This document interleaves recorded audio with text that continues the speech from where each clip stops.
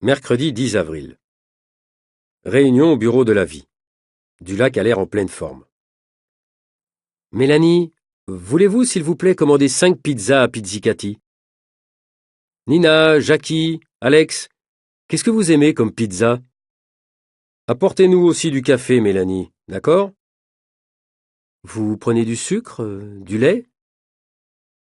Qu'est-ce qui se passe?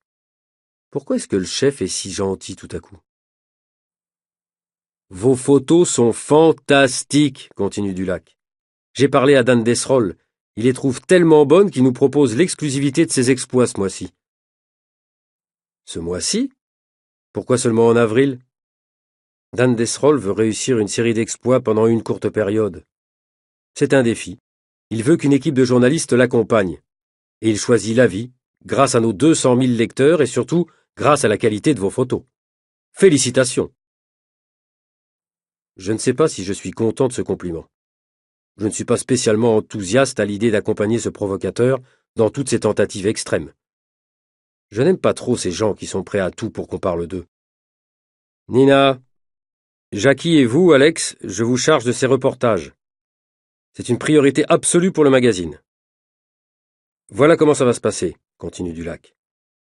Desrolles veut surprendre. Il veut réaliser des exploits en garantissant la surprise. Vous devez être prêt à partir immédiatement si nécessaire. Et comment est-ce que nous saurons où il est? Nous serons les premiers informés. Il va d'abord nous envoyer un courriel expliquant son projet. Ensuite, il convoquera les autres journaux et magazines, mais le plus tard possible, pour ne pas laisser le temps aux autorités de faire obstacle à ses performances. Ça signifie que vous devez garder le secret. Il insiste. C'est curieux cette attitude. Pour moi, les sports extrêmes, c'est pour les gens qui veulent être seuls, loin de la civilisation, loin du bruit. Tu as raison, Alex, dit Jackie. C'était comme ça avant, ces acrobates étaient des solitaires. Mais il y a une nouvelle tendance depuis plusieurs années. Des gens qui ne recherchent pas la beauté du geste, mais un exploit, un événement. C'est une nouvelle culture, la culture de la sensation. Ils veulent exister pour le public. Qui sait? Peut-être qu'ils veulent mourir jeunes, intervient Nina.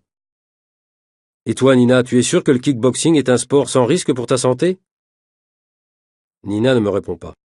Je déteste le kickboxing et je lui répète que c'est dangereux. Mais elle ne me croit pas.